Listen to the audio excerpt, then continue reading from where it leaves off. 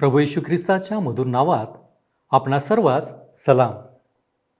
उपासना कार्यक्रमामध्ये आपले हार्दिक स्वागत. प्रियानो, जगामध्ये वेगवेगळ्या जातीचे, प्रकारांचे, रंगांचे प्राणी आढळतात. काही प्राणी पाळीव असतात तर काही रानटी. काही प्राण्यांची मनुष्यांमध्ये इतकी भीती असते की समोर असेल तर जीवाचा थरकाप होतो.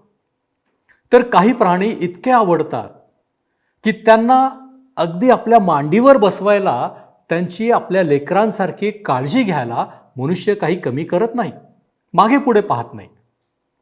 बहुधा असे मानले जाते की मनुष्य आणि माकड एकाच प्रकारात मोडतात. त्यांच्यामध्ये खूप साधर्म्य आहे. परंतु प्रभू येशू ख्रिस्त मनुष्याला उपमा देण्यासाठी म्हणतो, माझी मेंढरं माझी वाणी ऐकतात. स्तोत्र 23 मध्ये दावीद राजा म्हणतो, परमेश्वर माझा मेंढपाळ आहे, मला काही उणे पडणार नाही. या दोन्ही उदाहरणांमध्ये आम्हाला मेंढरू आणि मेंढपाळ दिसतात. प्रियानो, आज आपण अध्यायामध्ये उत्तम मेंढपाळाविषयी पाहणार आहोत. यात आम्ही सुरुवातीला मेंढवाडा आणि दाराची माहिती घेणार आहोत. या अध्यायामध्ये येशूने एक विलक्षण दावा केलेला आहे. तो दावा म्हणजे इस्रायल मेंढवाडा आहे आणि येशू उत्तम मेंढपाळ आहे. या ठिकाणी प्रतिकात्मक अनेक गोष्टी आहेत आणि म्हणूनच कोणते प्रतीक कशासाठी वापरण्यात आले आहे हे नीट समजून घेण्याची गरज आहे. माझी खात्री आहे की अध्ययनामध्ये तुम्ही या सर्व बारीक परंतु महत्त्वपूर्ण गोष्टींची नोंद कराल. काही मेंढरे मेंढपाळाची वाणी ओळखणारी आहेत. मेंढराने सदैव कळपातच राहिले पाहिजे असे अपेक्षिले जाते. त्यांनी भडकू नये, भटकू नये अशी मेंढपाळाची इच्छा असते, कारण ते फसव्या मेंढपाळामध्ये अडकण्याची भीती असते. म्हणूनच येशू म्हणतो, मी मेंढराचे दार आहे. प्रियांनो, आजच्या अध्ययनात अनेक गोष्टी आहेत. म्हणूनच या गोष्टींचा परिपूर्ण अभ्यास करण्यासाठी तुम्हाला तुलनात्मक अभ्यास करावा लागेल, जसे की देवाचा सेवक आणि उत्तम मेंढपाळ, मेंढरू आणि विश्वासणारे इत्यादी. माझी विनंती आहे की आपल्यासोबत एक पेन व लिखाण करण्यासाठी एक टिपण वही जवळ ठेवा. जे जे महत्त्वाचे वाटते तो मुद्दा लिहून ठेवा आणि नंतर त्याचे सविस्तर टिपण तयार करा. चला तर मग आपण वेळ न दवडता आजच्या अध्ययनाची सुरुवात करू. परमेश्वर आपणास उत्तम ज्ञान, बुद्धी आणि स्मरणशक्तीने भरो. श्रोत्यांनो, मला खात्री आहे की ज्यांच्याजवळ नवीन करार आहे त्यांनी योहानकृत शुभवर्तमान ह्याच्या 10व्या अध्यायाला उघडलेले आहे. ह्या अध्यायात येशू उत्तम मेंढपाळ आहे हे आम्ही पाहणार आहोत आणि हे येशू ख्रिस्ताचे 7वे वाक्य आहे. पहिली गोष्ट जी आम्हाला पाहायला मिळते ती म्हणजे मेंढवाड्याचा दरवाजा. पहिली 2 वचने वाचूया. मी तुम्हाला खचित खचित सांगतो, जो मेंढवाड्यात दाराने न जाता दुसरीकडून चढून जातो तो चोर व लुटारू आहे. जो दाराने आत जातो तो मेंढपाळ आहे. जर श्रोत्यांनो, ह्या भागात आपण जाल तर अद्यापही काही मेंढवाडे आपणाला ह्या ठिकाणी आढळतील. हा सर्वसाधारण लोकांचा मेंढवाडा होता. संध्याकाळी त्या भागात राहणारे सर्व मेंढपाळ ह्या मेंढवाड्यात आपल्या मेंढरांना आणीत व रात्रभरासाठी आतमध्ये कोंडून ठेवीत. मेंढरे राखणाऱ्याच्या स्वाधीन त्या मेंढरांना करून ते आपापल्या घरी रात्रभरासाठी निघून जात. दुसऱ्या दिवशी सकाळी येऊन मेंढपाळ आपली ओळख देऊन आतली आपली सर्व मेंढरे घेऊन जात असे. मेंढवाडा इस्रायल राष्ट्राला दर्शवितो. प्रभू येशू त्यांना सांगतो की तो दरवाजाने आत आला. तो त्यांना हे सुद्धा सांगतो की तो मेंढवाड्यात दाराने न जाता दुसरीकडून चढून जातो तो चोर आणि लुटारू आहे. ह्या ठिकाणी एक फार महत्त्वाचा दावा प्रभू येशू करीत आहे. तो म्हणतो की मी दरवाजाने आत आलो. तो कायद्याप्रमाणे आला, अर्थात जुन्या करारातील भविष्यद्वाण्या पूर्ण करण्याकरिता तो आला. तो नियमशास्त्राधीन होऊन आला. गलतीकरासपत्र 4 अध्याय आणि 4 वचनामध्ये सांगितले आहे. गलतीकरासपत्र 4 अध्याय 4 वचन. परंतु काळाची पूर्णता झाली तेव्हा देवाने आपल्या पुत्राला पाठविले. तो स्त्रीपासून जन्मलेला, नियमशास्त्राधीन असा जन्मलेला होता. तो दाविदाच्या वंशात भविष्यद्वाणीप्रमाणे जन्मास आला. लुक्रू शुभवर्तमान 1 अध्याय आणि 32 वचन सांगतं की तो थोर होईल व त्याला परात्पराचा पुत्र म्हणतील आणि प्रभुदेव त्याला त्याचा पूर्वज दावीद ह्याचे राजासन देईल. त्याचप्रकारे मिकाचे पुस्तक 5 अध्याय आणि 2 वचनाप्रमाणे तो बेथलेममध्ये जन्मला. मिकाचे पुस्तक 5 अध्याय 2 वचन, हे बेथलेम एफ्राता, यहुदाच्या हजारांमध्ये तुझी गणना अल्प आहे, तरी तुझमधून एक जण निघेल, तो मजसाठी इस्रायलाचा शास्ता होईल. त्याचा उद्भव प्राचीन काळापासून, अनादी काळापासून आहे. तो फक्त दाविदाच्या घराण्यातच नाही, परंतु यशायाचे पुस्तक 7 अध्याय 14 वचनामध्ये लिहिल्याप्रमाणे कुमारीपासून जन्मला. हे वचन आम्हाला सांगतं की यास्तव प्रभू स्वतः तुम्हास चिन्ह देत आहे. पहा, कुमारी गर्भवती होऊन पुत्र प्रसवेल व त्याचे नाव इम्मॅन्युएल, आमच्या सन्निध देव असे ठेवेल. यशायाचे पुस्तक 11 अध्याय आणि 1 वचन सांगतं की ईशयाच्या बुंधाला धुमारा फुटेल, त्याच्या मुळातून फुटलेली शाखा फळ देईल. श्रोत्यानो, हे फार मनोवेधक आहे की येशूच्या जन्मापर्यंत दाविदाच्या राजघराण्याचे सर्व ऐश्वर्य समाप्त झालेले होते. ईशाया हा बेथलेममधील एक शेतकरी होता. तो खरे पाहता मेंढरे राखणारा होता. त्याचा पुत्र दावीद ह्याचा अभिषेक करण्यात आला व ते घराणे राजघराणे ठरले होते. परंतु जेव्हा प्रभू येशू ह्या पृथ्वीवर जन्मास आला, तो ईशायाच्या बुंधातून निघालेला एक शाखा होता. येशू एक साधारण सुतार होता. सुताराचे कपडे त्याने घातले. सुतारासारखे साधे जीवन त्याने व्यतीत केले. भविष्यद्वाण्या कशा तंतोतंत पूर्ण झाल्यात हे आपण लक्षात घ्या. तो मसीहा आहे. तो दाराने आत आला. त्याच्याजवळ जो अधिकार होता तो कोणाच्याही जवळ नव्हता. दुसऱ्यांजवळ मसीहा होण्याचा अधिकार नाही आणि नव्हता. त्यामुळे त्यांना दुसरीकडून चढून यावे लागले.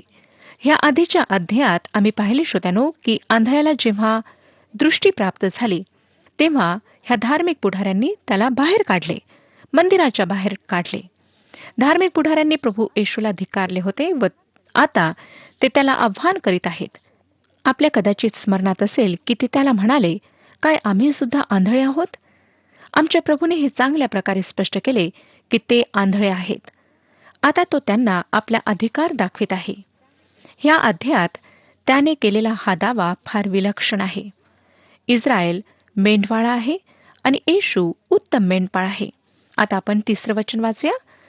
त्याच्यासाठी द्वारपाळ दार उघडतो, मेंढरे त्याची वाणी ऐकतात आणि तो आपल्या मेंढरांना ज्याच्या त्याच्या नावाने हाक मारितो व त्यांना बाहेर नेतो. श्रोत्यानो, हा द्वारपाळ कोणाला दर्शवितो? द्वारपाळ पवित्र आत्मा आहे.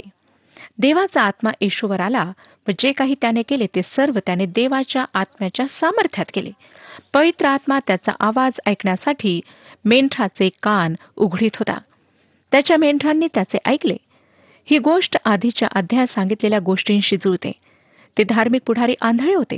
शारीरिक व आत्मिक रूपाने इतकेच नाही, परंतु बहिरे सुद्धा होते. त्यांनी त्याचा आवाज सुद्धा ऐकला नाही, परंतु तो त्याच्या मेंढरांना त्यांचे नाव घेऊन बोलावतो आणि त्यांना बाहेर नेतो.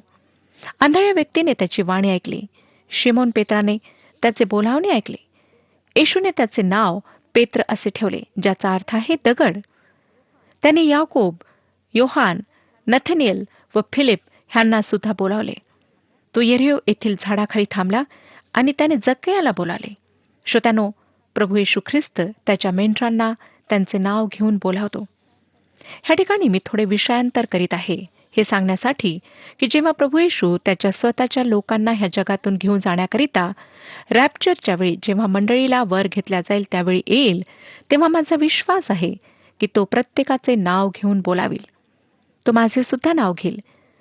तो जर तुम्ही त्याच्यावर विश्वास ठेवला आहे तर तुमचे सुद्धा नाव घेईल आणि ती वेळ फार विलक्षण असणार आहे. श्रोत्यानो, मला फार आनंद वाटतो की त्याला माझे नाव माहीत आहे. आपण जर त्याच्या कळपातले मेंढरू आहात तर तो आपले सुद्धा नाव घेईल. तुम्ही त्याच्या त्या नादात स्वतःचे नाव अवश्य ऐकाल. तो त्याच्या मेंढरांना मेंढवाड्यातून बाहेर अर्थात यहुदी बंधनातून बाहेर काढतो. ज्या आंधळ्या माणसाला येशूने दृष्टी दिली त्याला ह्या यहुदी लोकांनी बाहेर काढले. येशू त्याच्या मेंढरांना यहुदी बंधनातून बाहेर काढणार होता. 4 वचन वाचूया. तो आपली सर्व मेंढरे बाहेर काढल्यावर त्यांच्या पुढे चालतो व मेंढरे त्याच्या मागे चालतात, कारण ती त्याची वाणी ओळखतात. जेव्हा मेंढपाळ आपल्या मेंढरांना मेंढपाळात सोडतो तेव्हा ती सर्व मेंढरे एकत्र मिसळतात. मग दुसऱ्या दिवशी येऊन तो त्यांना कसे ओळखतो? तो त्यांना त्यांच्या नावाने हाक मारतो. मेंढरे त्याचा आवाज ओळखतात. त्याला त्यांना शोधून काढण्याची गरज पडत नाही. जंगलात सुद्धा जेव्हा तो त्यांना बोलावतो श्रोत्यानो, तेव्हा ती मेंढरे त्याचा आवाज ऐकून त्याच्याजवळ येतात. आमचा प्रभू आम्हाला म्हणतो की ती त्याची वाणी ओळखतात, म्हणून ती त्याच्या मागे चालतात. श्रोत्यानो, जर आम्ही त्याची आहोत तर आम्ही त्याची वाणी ओळखू आणि आम्ही त्याच्या मागे चालू. आज आम्हाला हे माहीत करून घेणे फार विलक्षण आहे की जेव्हा आम्ही देवाचे वचन सांगत आहोत तेव्हा येशू त्याच्या मेंढरांना लगातार बोलावित आहे. देवाचा आत्मा द्वारपाळ आहे, जो दरवाजा उघडण्याचे काम करतो व मेंढरे प्रभू येशूची वाणी ऐकतात. आमचा येशू लोकांना सर्व अनावश्यक विधी, रीतिरिवाज, कायदे, बंधन ह्यामधून बाहेर काढतो, त्यांना बाहेर बोलावतो.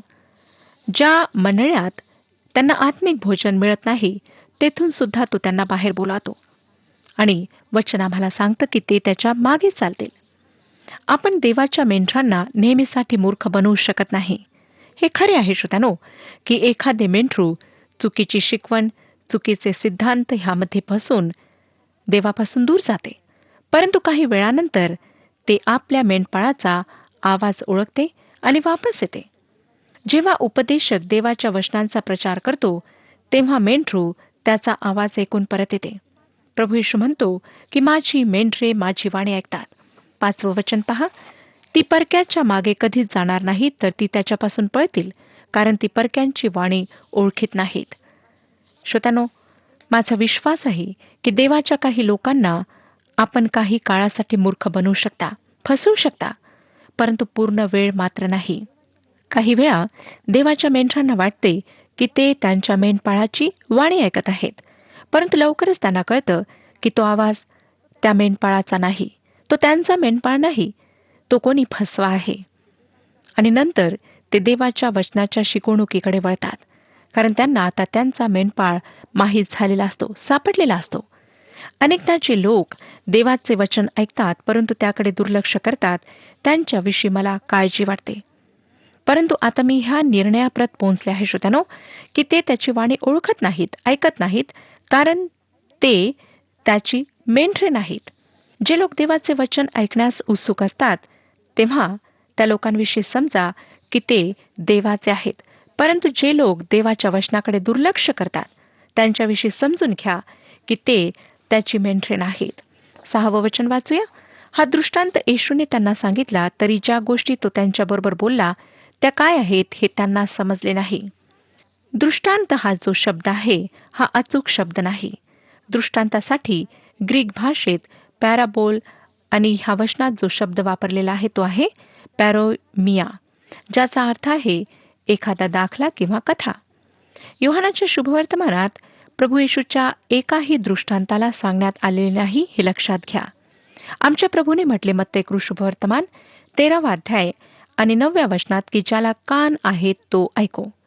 हे शक्य आहे श्रोत्यानो की कान असूनही न ऐकू येणे, बहिरे असणे. ते ऐकतात परंतु ते देवाचे वचन म्हणून ऐकत नाहीत. ही एक महत्वाची गोष्ट आहे. मत्ते शुभवर्तमान 13वा अध्याय आणि 14वं वचन. यशायाचा संदेश त्यांच्याविषयी पूर्ण होत आहे तो असा की तुम्ही ऐकाल तर खरे परंतु तुम्हाला समजणारच नाही, व पाहाल तर खरे परंतु तुम्हाला दिसणारच नाही. ही गोष्ट खरी आहे. अनेक लोक आज ऐकत आहेत परंतु त्यांना देवाचे वचन समजत नाही. ते सर्व काही घडत असताना पाहत आहेत परंतु जणू काही ते आंधळे आहेत. आता मेंढराचे दार ह्याविषयी सांगण्यात आलेले आहे 7 आणि 8 वचनात. म्हणून येशू त्यांना पुन्हा म्हणाला, मी तुम्हाला खचित खचित सांगतो की मी मेंढराचे दार आहे. जे माझ्यापूर्वी आले ते सर्व चोर व लुटारू आहेत, त्यांचे मेंढरांनी ऐकले नाही. श्रोत्यानो, तो प्रथम मेंढवाड्याच्या दाराविषयी बोलला, परंतु आता तो एक पाऊल पुढे टाकीत आहे आणि म्हणत आहे की तो मेंढराचे दार आहे. जे इस्रायलमधून बाहेर निघत आहेत त्यांच्यासाठी प्रभू येशू दार आहे. ज्या आंधळ्या माणसाला त्यांनी बाहेर काढले त्याच्यासमोर प्रभू येशूने स्वतःला प्रगट केले. आणि जेव्हा प्रभू येशूने स्वतःला त्याच्यासमोर प्रगट केले तेव्हा तो त्या माणसासाठी दार बनला. त्याने त्याला त्या मेंढपाळ्यातून बाहेर काढले, ख्रिस्ताकडे आणले, जेथे त्याने त्याच्या मागे चालावे. हे दुसरे महान सत्य ह्या अध्यायात मांडण्यात आलेले आहे. हेच तत्व योहान 15 अध्याय 1 आणि 5 वचनांमध्ये सुद्धा मांडण्यात आलेले आहे. योहान शुभवर्तमान 15 अध्याय 1 आणि 5 वचने. तो म्हणतो की मीच खरा द्राक्षवेल आहे आणि माझा बाप माळी आहे. मीच वेल आहे, तुम्ही फाटे आहात. जो माझ्यामध्ये राहतो आणि मी ज्याच्यामध्ये राहतो तो पुष्कळ फळ देतो, कारण माझ्यापासून वेगळे असल्यास तुम्हाला काही करिता येत नाही. श्रोत्यानो, हे तत्व फार महत्वाचे तत्व आहे. जुन्या करारात दाखलता हे इस्रायल राष्ट्राचे चित्र आहे. प्रभू येशू म्हणत आहे की आता हे इस्रायल राष्ट्रासाठी संबंधित नाही, परंतु त्याच्याशी जो संबंध आहे त्या संबंधाने अर्थात फाट्याचे द्राक्षवेलासोबत जोडणे आहे. प्रभू येशूची इच्छा होती की त्यांनी यहुदी मतातून रीतिरिवाजातून बाहेर पडून त्याच्याकडे यावे. तो म्हणतो की मी दार आहे. लक्षात घ्या की तो धार्मिक पुढाऱ्यांशी बोलत आहे. त्याच्या पुनरुत्थानानंतर अर्थातच श्रोत्यानो, ह्या पुढाऱ्यांपैकी अनेक जण त्याच्याकडे वळलेत. त्यांनी त्याच्यावर विश्वास ठेवला. आता तिसरी गोष्ट 9 आणि 10 वचनांमध्ये जी पाहायला मिळते ती आहे द्वार. 9 आणि 10 वचने वाचूया. मी दार आहे. माझ्याद्वारे कोणी आत जाईल तर त्याला तारण प्राप्ती होईल. तो आत येईल व बाहेर जाईल आणि त्याला खावयास मिळेल. चोर येतो तो केवळ चोरी, घात व नाश करावयास येतो. मी तर त्यांना जीवन प्राप्ती व्हावी व ती विपुलपणे व्हावी म्हणून आलो आहे. प्रभू येशू ख्रिस्त मार्ग आहे. फक्त तोच एक मार्ग आहे श्रोत्यानो. तो आम्हाला अनंत जीवन देऊ शकतो. तो आम्हाला अनंत जीवन देण्याकरिता आला. चोर चोरी करण्याकरिता, घात आणि नाश करण्याकरिता येतो. जर एखादा देवाचा सेवक त्याच्या सेवा काळात खूप धन संपत्ती गोळा करीत असेल तर त्याची तुलना आपण उत्तम मेंढपाळाशी करू शकता आणि स्वतःच पाहू शकता की तो खरोखर उत्तम मेंढपाळ आहे किंवा धोकेबाज आहे. प्रभू येशू पाप्यांना वाचवण्याकरिता, त्यांना जीवन देण्याकरिता, अनंत काळचे जीवन देण्याकरिता आला. त्याने स्वतःचे सर्वस्व अर्पण केले. परंतु जे लोक स्वतःचा स्वार्थ पाहतात, स्वतःकरिताच जीवन जगतात, ते ख्रिस्ताच्या मागे चालणारे नाहीत. चौथी गोष्ट आता आम्हाला 11 ते 13 वचनांमध्ये पाहायला मिळते ती आहे उत्तम मेंढपाळ. 11 पासून 13 वचने वाचूया. मीच उत्तम मेंढपाळ आहे. उत्तम मेंढपाळ मेंढरांकरिता आपला प्राण देतो. जो मेंढपाळ नाही तर मोलकरीच आहे. ज्याची स्वतःची मेंढरे नाहीत तो लांडग्याला येत असलेले पाहून मेंढरे सोडून पळून जातो आणि लांडगा त्यांच्यावर झडप घालून त्यांची दाणादाण करीतो. मोलकरी पळून जातो कारण तो मोलकरीच आहे आणि त्याला मेंढरांची काळजी नाही. येशूद्वार व मेंढपाळ एकाच वेळी कसा असू शकतो हा प्रश्न आहे. खरे पाहता श्रोत्यानो, मेंढवाड्याला फट्टे असलेला दरवाजा नसतो, परंतु मेंढरे घुसण्याची जी जागा असते त्या जागेत तो द्वारपाळ आडवा झोपतो, जेणेकरून एखादे जंगली जानवर आत घुसू नये किंवा मेंढरू निसटून बाहेर जाऊ नये. तो स्वतः दाराचे काम करीत असे. प्रभू येशू ख्रिस्त फक्त दारच नाही तर तो उत्तम मेंढपाळ सुद्धा आहे, जो स्वतः दरवाजात आडवा राहतो. तो असे दार आहे जे अनंत जीवनाकडे उघडते. तोच आहे श्रोत्यानो, जो त्याच्या स्वकीयांचे रक्षण करतो. तो स्वतःचा प्राण त्यांच्याकरिता देतो. तो उत्तम मेंढपाळ आहे. प्रभू येशूला देवाचा कोकरा असे म्हणण्यात आले आहे.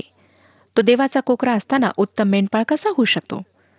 हे मिश्र रूपक वाटते, परंतु हे पवित्र शास्त्रात फार महान आणि गौरवी असे सत्य आहे.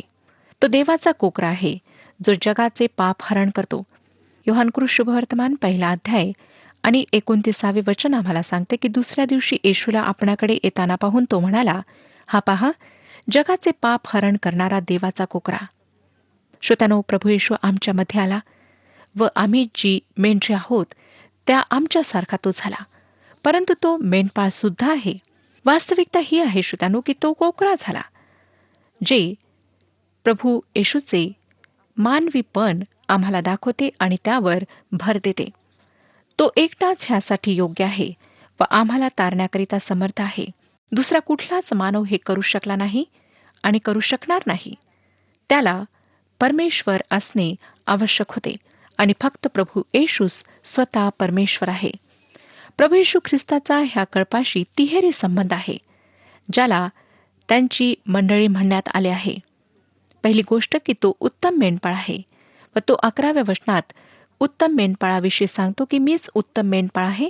उत्तम मेंढपाळ मेंढराकरिता आपला प्राण देतो. नंतर आम्हाला दिसतं की तो महान मेंढपाळ आहे.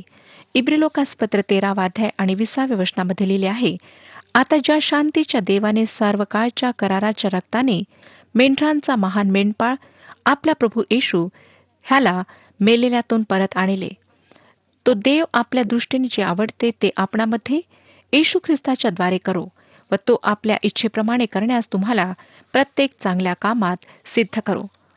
म्हणून तो आज मेंढरांचा महान मेंढपाळ आहे. स्तोत्रसंहिता 23 ह्यावरून आम्हाला पूर्ण चित्र पाहायला मिळत नाही, परंतु श्रोत्यानो तो मुख्य मेंढपाळ आहे. वचन आम्हाला सांगतं, पेत्राचे पहिले पत्र 5 अध्याय आणि 4 वचनामध्ये, मग जेव्हा मुख्य मेंढपाळ प्रगट होईल तेव्हा तुम्हास गौरवाचा न कोमेजणारा हार प्राप्त होईल. हे आमच्या भविष्याविषयी सांगते. मोलकरी मेंढराविषयी चिंतित राहत नाही, परंतु मेंढपाळ आपल्या मेंढरासाठी प्राण देतो. तो त्याच्या स्वतःच्या मेंढरांचे रक्षण करतो. नंतर 14 आणि 15 वचने पहा, मी उत्तम मेंढपाळ आहे, जसा पिता मला ओळखतो व मी पित्याला ओळखतो, तसे जे माझे आहेत त्यांना मी ओळखितो व जे माझे आहेत ते मला ओळखतात आणि मेंढरांसाठी मी आपला प्राण देतो. श्रोत्यानो, फार सुंदर असे चित्र आमच्या समोर मांडण्यात आलेले आहे. परमेश्वर आपणा सर्वांस आशीर्वाद देव. प्रभूची स्तुती असो. प्रियांनो, आजचे अध्ययन आपणास आवडले असेलच. माझी खात्री आहे आज थोडक्यात का होईना पण काही महत्त्वाचे मुद्दे आपण लिहून काढले असतील. एकाच दिवशी या सर्व गोष्टी जमतीलच असे नाही, पण हळूहळू याचा सराव करा. निश्चितच आपणास या सर्व गोष्टी अधिक आत्मिक वाढ करणाऱ्या ठरतील. प्रियांनो, मेंढपाळ आणि मेंढरांमध्ये एक जवळीकतेचे नाते असते. विसंबून राहण्याची, अवलंबून राहण्याची वृत्ती असते. तसेच मेंढरांनी मेंढपाळाची वाणी ऐकणेही गरजेचे असते, तरच हे नाते टिकून राहते. आजच्या प्रतिकात्मक गोष्टी ज्या आपण पाहिल्या आहेत त्या स्मरणात ठेवण्याचा प्रयत्न करा. आणि विशेष म्हणजे येशू जो आमचा मेंढपाळ, तो आमच्यापासून काय अपेक्षितो हे कदापि विसरू नका. त्याच्या इच्छा पूर्ण करण्याचा प्रयत्न करा. तो आमच्या प्रत्येक बारीक सारीक गोष्टींची काळजी घेईल. आम्हाला त्याची वाणी ऐकायची आहे. वास्तविक पाहता प्रश्न असा आहे की काय आम्ही येशू म्हटलेल्या उत्तम मेंढपाळाला ओळखले आहे? आत्ताच आपण अध्ययन केले त्यात आपण पाहिले की काही फसवे मेंढपाळही असतात.